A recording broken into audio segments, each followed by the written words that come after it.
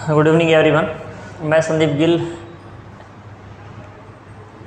Agriculture vision पे आपका हार्दिक स्वागत है, अभिनंदन करता हूँ। तो देखो भी अपने एलपीएम के टॉपिक पढ़ रहे थे, पहले काऊ के आपने बेसिक कर लिया था और लास्ट टॉपिक अपने देखा था उसके कुछ कास्टेशन से रिलेटेड टॉपिक, वेस्केटोमाइजेशन से रिलेटेड, है ना।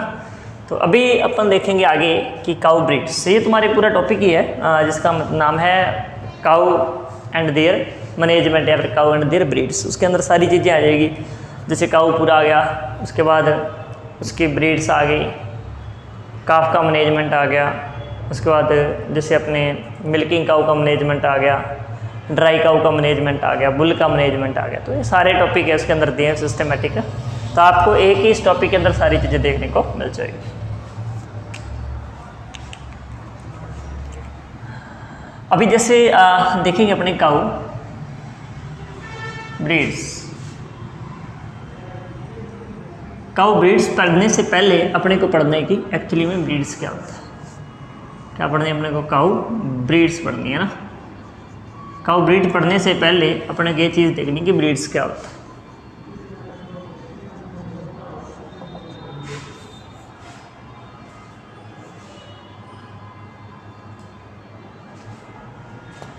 देखो भाई, ब्रीड का मीनिंग होता है कि एक group of animal,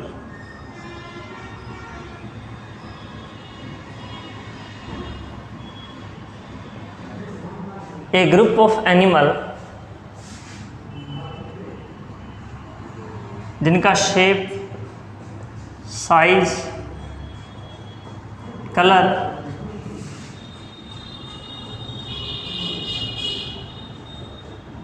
size, shape, colour इत्यादि सब क्या हो, सेम। ठीक है, ऐसा एनिमल्स का ग्रुप जिसका साइज, शेप, कलर, कुछ हैबिट्स क्या हो, सिमिलर हो, ऐसा ग्रुप पशुओं का क्या कहलाता है? ब्रीड या नस्ल कहलाता है। ब्रीड या नस्ल कहलाता है। ठीक है भाई। अब ब्रीड के बाद एक बात आ जाती है, बहुत जगह मिलेगा आपको, रजिस्ट्रेटेड ब्रीड, यानी हिंदी में देखें तो पंजीकृत नस्लें है। क्या ये? पंजीकृत नस्लें, रजिस्टर्ड ब्रीड या पंजीकृत नस्लें। तो रजिस्टर्ड ब्रीड का मतलब होता है कि एक संस्था, ऐसी ब्रीड जिसका आपको लेखा जोखा पूरा पता हो ना, जिसका आपको जेनेटिक सोर्स क्या रहा है, इसका ओरिजिन कहाँ से है, करैक्टर्स क्या हैं इसके, या इसके पेरेंट्स वगैरह सबका पता रहता, जो नॉन होता है, वो सारी की सारी क्या कहलाती है? पंजीकृत नस्लें कहलाती है। और ये पंजीकरण का काम करता कौन है? National bureau of animal genetic resources. इसका काम क्या है? ब्रीड का रजिस्ट्रेशन करना। तो रजिस्टर्ड ब्रीड का जो वर्क करेगा वो कौन करेगा? National bureau of animal genetic resources, जो कहाँ पे? अभी करनाल हरियाणा में, करनाल हरियाणा के अंदर। कहाँ प्रेजेंट है? करनाल हरियाणा के अंदर। अगर अपने बात करें कि ये जो national bureau of animal genetic resources है, ये इस्टेब्लिश कब हुआ था,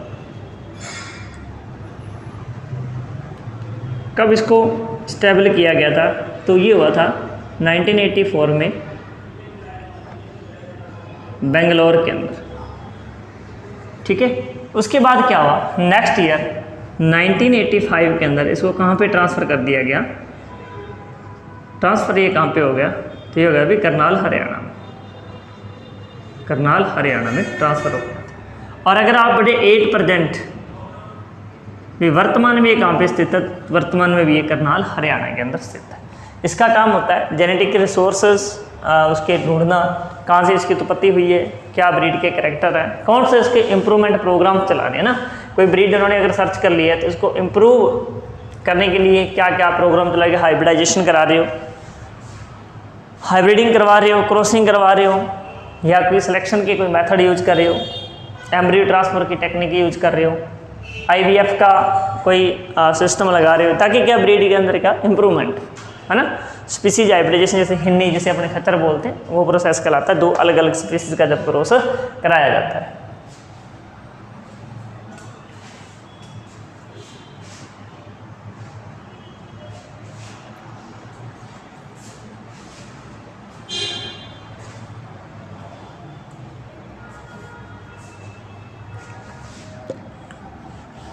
तो रजिस्टर्ड ब्रीड आपने पढ़ लिया है किसे कहा जाता है और करने वाला कौन है।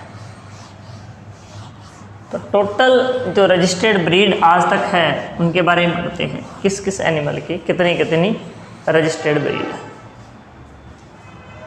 अगर अपने बात बोलें कि काऊ की रजिस्टर्ड ब्रीड टोटल कितनी है, तो काऊ की है 50। उसके बाद बफेलो की बात करें, बफेलो की रजिस्टर्ड ब्रीड है 19।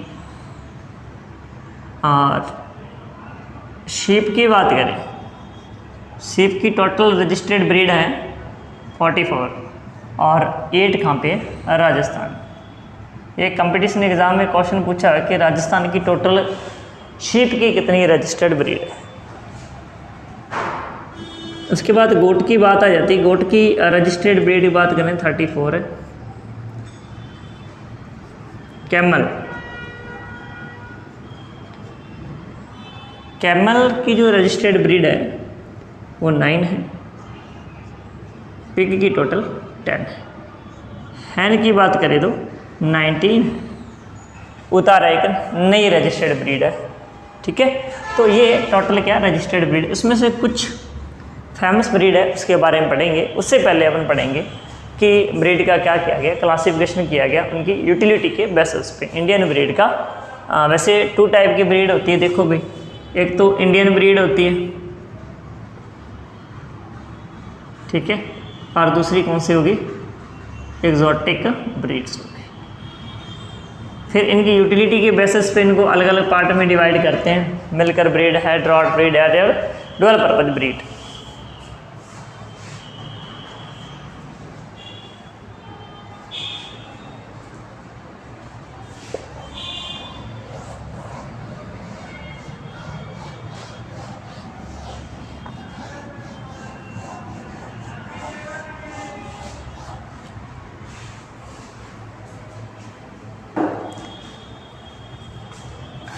काउ ब्रीड में देखो, Indian cow breeds, Indian cow breeds, Indian cow breeds on the basis of utility के बेसिस पे कितने पार्ट में डिवाइड किया है, इसको 3 पार्ट्स में डिवाइड किया है, ठीक है। पहला आ जाएगी डेयरी ब्रीड, डेयरी बोल दो या मिल्क ब्रीड बोल दो। ये फर्स्ट टाइप की कौन सी होगी, डेयरी या मिल्क ब्रीड्स हो जाएगी। दूसरी आ जाएगी डुअल पर्पज,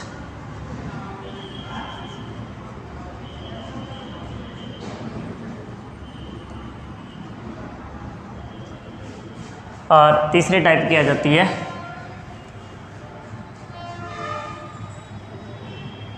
ड्रॉट, ड्रॉट या ड्राफ्ट, हिंदी में से भारवाही कहा जाता है। इन्हें द्विप्रयोजनी या द्विकाजी नस्लें कहते हैं, और इसको कहा जाता है डेयरी या फिर दुधारू नस्लें।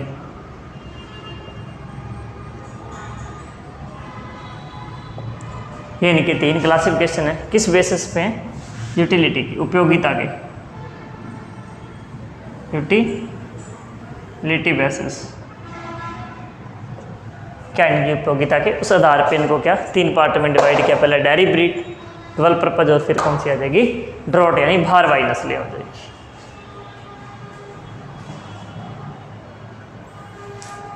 अगर अपने बात करें डेयरी ब्रीड, उन ब्रीड को कहा जाएगा जिनका मिल्क प्रोडक्शन कितना होगा भाई, 1500 से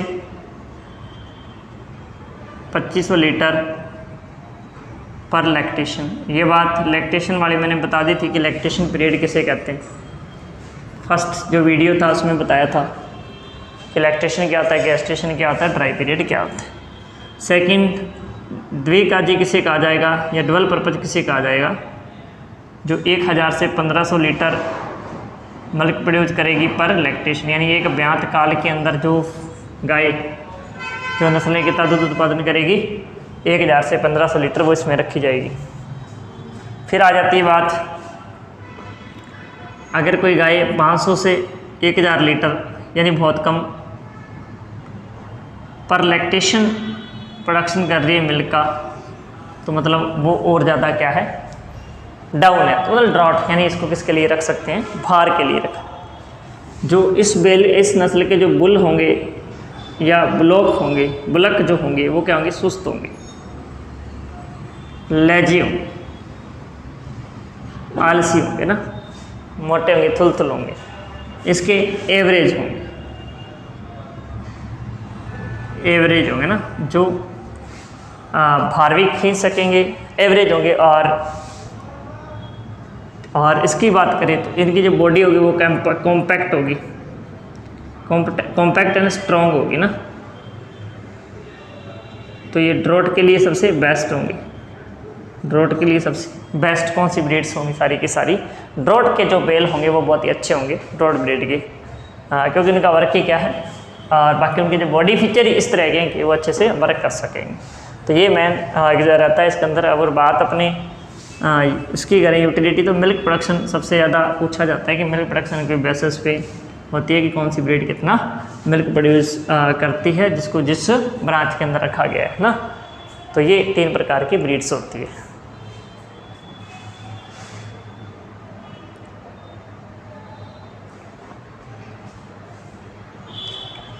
अगर अपने देखें इसके अंदर देखें तो देखो भाई, पहली ब्रीड आ जाती है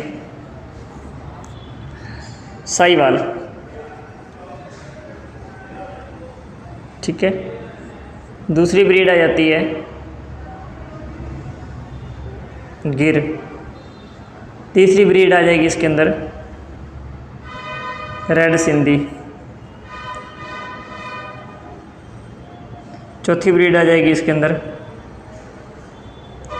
देवनी। तो ये क्या आ जाएगी, सारी की सारी अपने दुधारू नस्लें आ जाएगी ना। इसमें बात करें 12 पर्पज में सबसे फेमस जिसका नाम चलता रहता है लगभग, थारपारकर, ठीक है। इसके अलावा थारपारकर के अलावा देखो भाई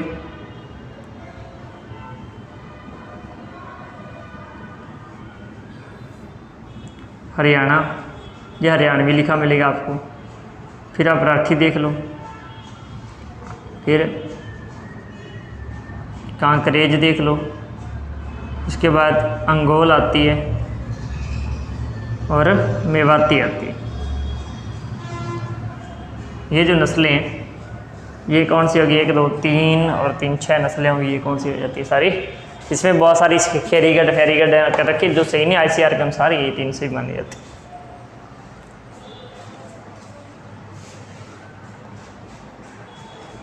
अब अगर बात करेंगे किसकी, ड्रॉट पर्पज ब्रीड की भी। ड्रॉट पर्पज ब्रीड कौन सी होती है,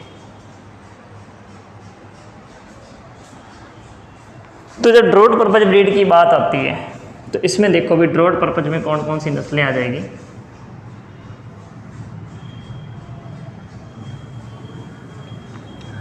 ड्रॉट पर्पज में देखो, एक तो आ जाएगी सबसे पहले Amrit Mahal.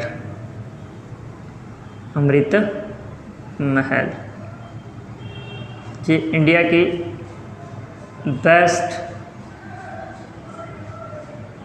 Drought breed of India की सबसे अच्छी अगर कोई ड्रॉट ब्रीड है तो उसका नाम क्या, अमृत महल, ठीक है।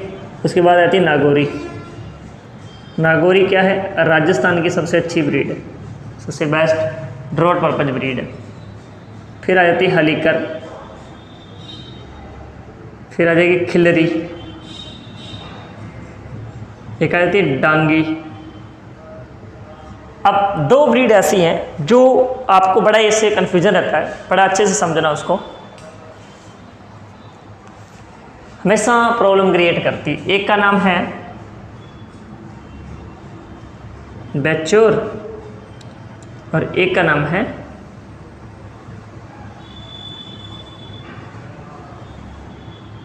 बैचोर। इसमें भी क्वेश्चन पूछा जाता है। बैचर जो ब्रीड है ये कहाँ की है, बिहार की है। बिहार की सबसे अच्छी क्या है,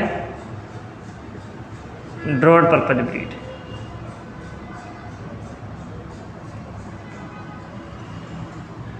ठीक है भाई, बिहार की सबसे अच्छी ड्रॉट पर्पज। अब बात आती है वेचर की। नेचर कहाँ की? केरल की।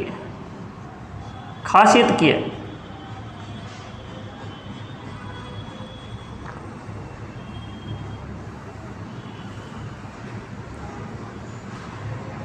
ड्वार्फ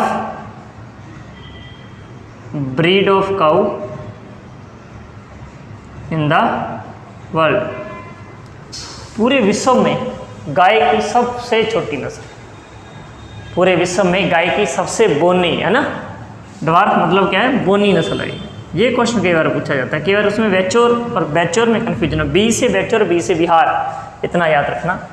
बैचोर जो ब्रीड है केरल की है, स्मॉलेस्ट, सबसे स्मॉल है, सबसे छोटी नस्ल होती है, जिसे किस नाम से जाना जाता है? Also known as mini etcher. इसको मिनी एचर के नाम से भी जाना जाता है।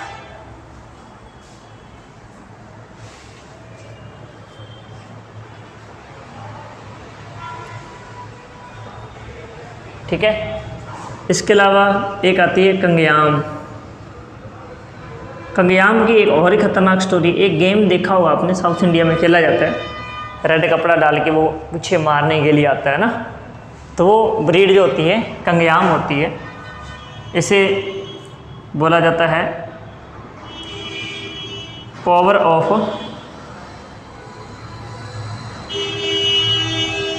तमिलनाडु। तमिलनाडु के पावर किसे बोला जाता है? कंगयाम को बोला जाता है। इसके अलावा एक ब्रीड आती है जिसका नाम है सीरी, ठीक है। और इसके अलावा एक ब्रीड और आती है पंवार, और भी आती है पंवार के अलावा सीरी। खेरीगढ़ के नाम से आती है, यूपी के आसपास की होती है खेरीगढ़। हाँ पंवार, खेरीगढ़। डांगी, डांगी बड़ी फेमस नस्ल है अभी। डांगी गिर के जैसी दिखती है और इसको ज़्यादातर यहाँ इंक्लूड करते हैं, जो नहीं सही नहीं है, क्योंकि ये डांगी अपने आप में क्या है, मराठी नाम से भी इसको जाना जाता है, क्योंकि महाराष्ट्र की है ना। तो ये मुख्य ब्रीड इतनी है तुम्हारे, एक बार इसको देख लो ना। तो कितने टाइप से, कौन कौन से, एक बार रिपीट कर देता हूँ।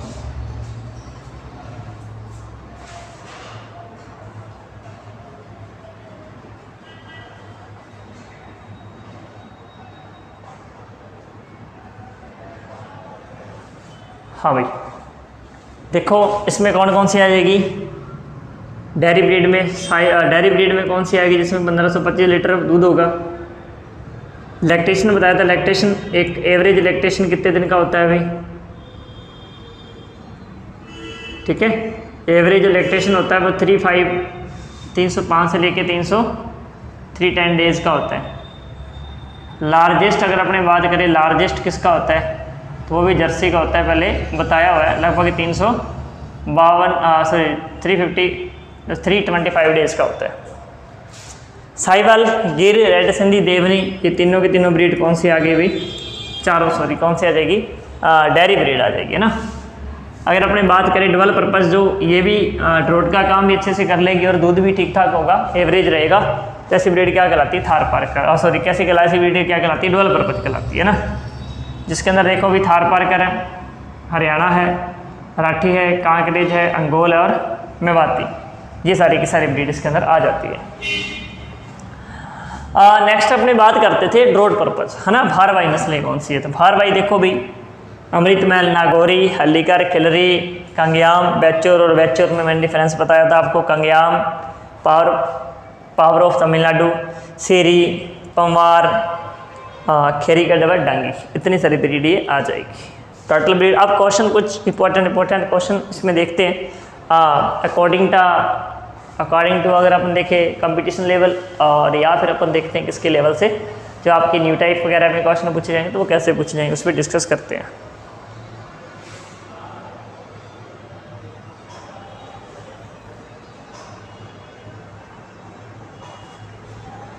हाँ भाई, जैसे बात करें अपन, सबसे आपसे क्वेश्चन पूछा जाए सबसे बेस्ट डेयरी ब्रीड कौन सी, तो किसका नाम आएगा? साहिवाल का। अगर पूछें सबसे बेस्ट डबल पर्पज ब्रीड कौन सी है, तो किसका नाम आएगा भाई, हरियाणा। यहाँ पे थोड़ा सा लोचा है। अगर आपसे सीधा पूछ लीजिए best broad purpose breed of India, तो आपको ये करके ये कर देना। या सीधा पूछे बेस्ट डबल पर्पज ब्रीड, तो इसको ही आपको प्रायोरिटी देनी इंडिया लेवल पे। अगर पूछा जाए best broad purpose breed in the Rajasthan, तो फिर आपको किसका नाम देना है, राजस्थान में जो बेस्ट है वो कौन सी आ जाएगी, नागौरी। क्यों भाई, क्योंकि इसके जो बेल होते हैं वो तेज़ दौड़ने के लिए फेमस होते हैं, और दौड़ना भागना ये तो वर्किंग होता है ना। क्योंकि एक जो बेल होता है ना, ये पेयर ऑफ बुल होता है, पहले बता दो ना, ये पेयर ऑफ, सॉरी बुल नहीं, बुलक, यानी जिसे अपने क्या बोलते हैं, बेल बोलते हैं। वो 0.5 हॉर्स पावर एनर्जी क्या है, जनरेट करते हैं। हॉर्स पावर एनर्जी क्या करते हैं, जनरेट करते हैं भाई।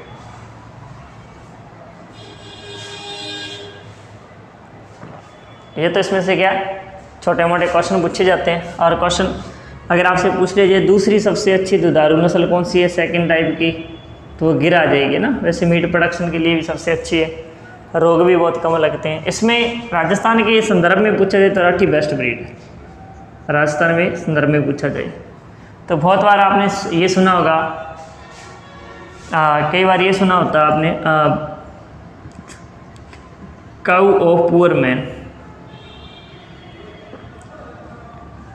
पुअर मैन की जो गाय है किसे कहा जाता है, तो अपना आंसर हमेशा जाता है कि गोट को कहते हैं, क्योंकि ये गांधी जी ने कहा था। उसके बाद अगर अपने बात करें कि which breed of cow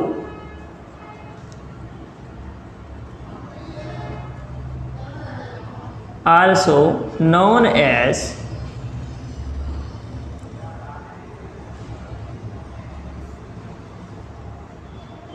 cow of poor man,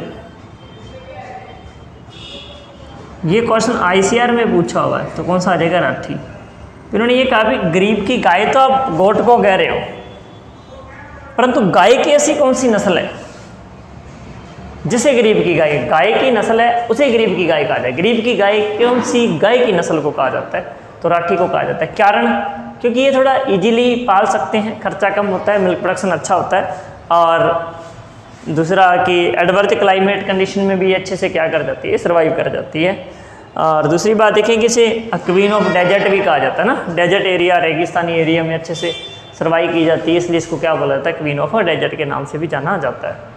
और कामधेनु ऑफ राजस्थान भी कहते हैं, यानी कई नाम इसके जुड़े हुए हैं इस चीज़ से लेके कि इसकी जो कैपेसिटी वो तो अच्छी है ही, एडवर्स क्लाइमेट कंडीशन को सहते हुए, फीड स्कैरसिटी को भी मतलब सहते हुए अच्छा वर्क कर लेती है, इसलिए बेस्ट ब्रीड मानी जाती है in the sense of Rajasthan because scarcity of food and water.